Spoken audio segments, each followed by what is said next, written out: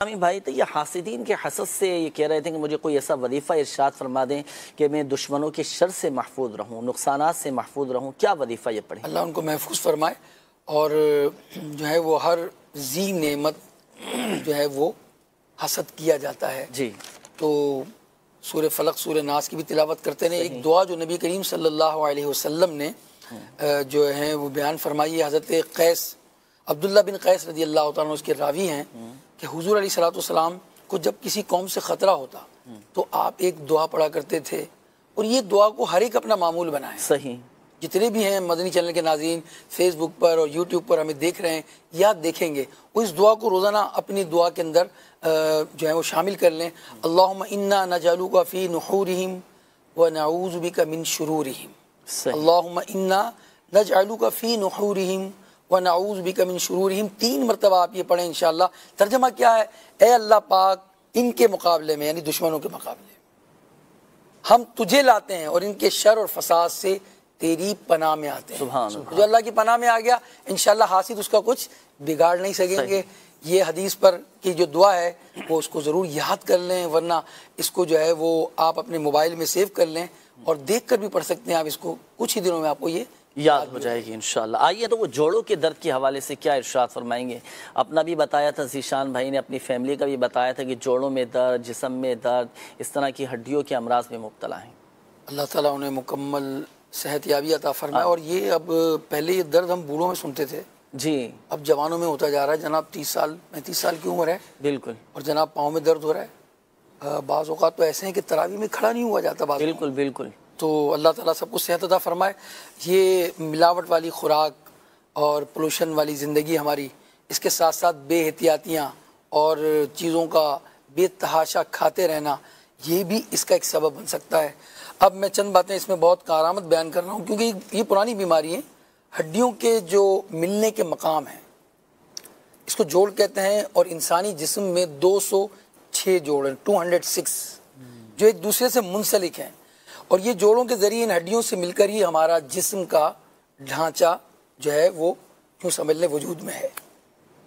جوڑوں کے درد کی علامت کیا ہے؟ جوڑوں کے اندر کے حالات، عام حالت میں بالخصوص چلتے پھرتے میں درد ہو جانا، اس پر سوجن آ جانا یا جلد گرم ہو جانا، اور اس طرح صبح کے وقت اس میں جھکڑن پیدا ہو جانا، یہ سب جوڑوں کے درد کے علامات ہیں. اور جوڑوں کے درد کے جو اسباب ہیں وہ کیا ہیں؟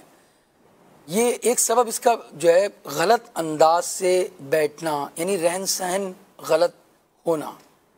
اب مثال کے طور پر میں بیٹھا ہوں، اگر میں اس طرح جھک جاؤں اور کافی دیر تک میں جھکا رہوں، بعض بچے ہوم ورک کر رہے ہوتے ہیں، بعض لوگ کام کر رہے ہوتے ہیں، موبائل دیکھ رہے ہوتے ہیں اور گھنٹوں موبائل دیکھتے رہتے ہیں، تو یہ جو جوائنٹس ہیں نا اس میں پین شروع ہو جاتا ہے. صحیح. ایک ہی پورشن پر بیٹھنا آپ کے لیے. اسی طرح جب جیسے عمر بڑی ہوتی ہے تو اب آپ فوری طور پر کوئی چیز گر گئی تو جیسے بچہ اٹھا لیتا ہے یا جوان اٹھا لیتا ہے، آپ نے ایسے نہیں اٹھانا.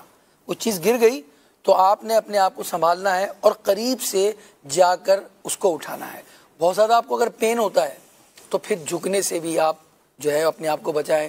یہ احتیاط آپ نے مجھے یاد پڑ رہا ہے، اس سے پہلے پروگرام ہمارا ایک ہوا تھا جس پر ہم نے ناف کے حوالے سے تفصیلی گفتگو کی تھی، اس میں بھی آپ نے یہ تاکید فرمائی تھی اور فرمایا تھا کہ ہمیں ناف کے حوالے سے اگر ہم نے دیکھنا ہے تو اس میں بھی ہمیں احتیاط کرنا ہے، اٹھنے بیٹھنے کا جو ہمارا. اور دیکھیں جب عمر بڑھتی ہے نا بہت ساری احتیاطیں کرنی ہے آپ نے. بیسن پہ آپ وضو کر رہے ہیں تو آپ بعض اوقات سلپ ہو جاتے ہیں. عمر جیسے بڑھتی ہے ہڈیاں بڑی کمزور ہو جاتی ہیں، بھربھری ہو جاتی ہیں.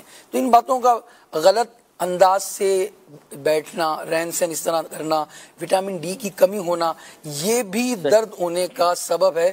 اور اگر کوئی چوٹ لگ جائے بعض اوقات اس کی بھی وجہ ہوتی ہے، تو وہ جوائنٹس کا درد نہیں ہوتا ہے، جوائنٹس میں لگ گئی ہیں، آپ کے جوڑوں میں لگ گئی ہیں، تو پھر اس پر بھی پرانی چوٹ ہے تو آپ ایکس رے کروا لیں اور ڈاکٹر کو دکھا دیں آپ انشاءاللہ الرحمن. اسی طرح بائک چلاتے ہیں یا وزن اٹھاتے ہیں، اس میں خیال نہیں کرتے تو پھر ان چیزوں سے جو ہے وہ پین شروع ہو جاتا ہے جوائنٹس میں. اس کی احتیاط کریں. سیڑھی اترتے ہوئے، سیڑھی چڑھتے ہوئے، ان تمام باتوں میں آپ نے خیال کرنا ہے. بعض اوقات لوگ کیا کرتے ہیں، ابھی جوانی ہے بس یار کچھ نہیں ہوتا، چلو یار میں بہت تیز چل جاؤں گا، بعض اوقات سلپ ہو جاتے ہیں. ان چیزوں سے آپ نے بچنا ہے. اچھا اب کیا کرنا ہے آپ نے جناب کہ اب یہ تو میں نے وہ اسباب بتا دیے جس کی وجہ سے ہڈیاں جوائنٹس میں درد شروع ہو جاتا ہے، سوجن آ جاتی ہے. اب وہ چیزوں کا استعمال کر لیں اپنے ڈاکٹر کے مشورے سے. روزانہ آپ ہو سکے 2-3 کپ سبز چائے پئیں، گرین ٹی پئیں آپ. انشاءاللہ یہ آپ کے لیے فائدہ مند ہوگی. آپ ہلدی چھڑک کر سیلڈ میں کھا لیں, شہد کے اوپر چھڑک کر ہلدی کھا سکتے ہیں, دودھ لیں, لوکی لیں, ٹنڈا لیں, اس طرح کی خوراک لیں, بادی اشیاء نہ لیں. 10 منٹ کم از کم آپ دھوپ میں بیٹھیں, انشاءاللہ اس سے بھی آپ کو وٹامن ڈی حاصل ہوگی, آپ کے درد دور ہوں گے. اور جوڑوں کے مریض کے لیے جو نقصان دہ چیزیں ہیں وہ بادی والی اور گیس کرنے والی, جیسے آلو, گوبھی, مٹر, بینگن, چنے وغیرہ, یہ سب ان کے لیے نقصان دہ ہیں. میں آپ کو انشاءاللہ ایک روحانی علاج بھی بیان کر رہا ہوں. روحانی علاج کی طرف میں یہی سوال کرنا چاہ رہا تھا. کافی ساری ماشاءاللہ آپ نے تفصیل ارشاد فرمائی. کوئی وظیفہ, کوئی تعویذ, کوئی ایسا روحانی علاج بھی ارشاد ہو رہا تھا کہ عمل کرے. بھائی وظیفہ میں تعویذ بتاتا ہوں, خود ہی بنا لیں گے انشاءاللہ. خود تیار کر لیں, خود تیار کر لیں. چلیے جی ناظرین, تعویذ بنانے کا طریقہ آج سید صاحب ارشاد فرما رہے ہیں. اپنے سامنے ڈائری قلم بھی رکھ لیں, جس طرح ارشاد فرمائیں تو نوٹ بھی کر لیجئے گا. جی سید. بہت ہی آسان ہے. یا حیو یا قیوم اللہ کے 2 نام ہیں. صحیح. آپ اس کو لکھ لیجئے, اور وہ اس کی ہم احتیاطیں بتاتے بھی ہیں کہ جو ہے وہ نقطے کس طرح لگانے ہیں. پہلے بھی پچھلے پروگرام میں ہم نے بتائے ہیں.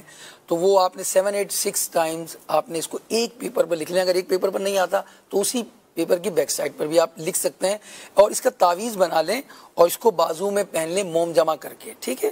اب آپ اسی تعویذ کے ساتھ باتھ روم میں بھی جا سکتے ہیں, غسل بھی کر سکتے ہیں. انشاءاللہ اس تعویذ سے نظر بد کا اثر بھی ختم ہو جائے گا, اور ہاتھ پاؤں اور جوائنٹس کے جو درد ہیں وہ بھی آپ کے دور ہو جائیں گے انشاءاللہ. ماشاءاللہ ماشاءاللہ. تو یہ زبردست تعویذ بنانے کا طریقہ بھی الحمدللہ پتہ چلیے. گھر میں آپ لوگ خود تیار کر سکتے ہیں, لیکن ہاتھ سے لکھنا ضروری ہے.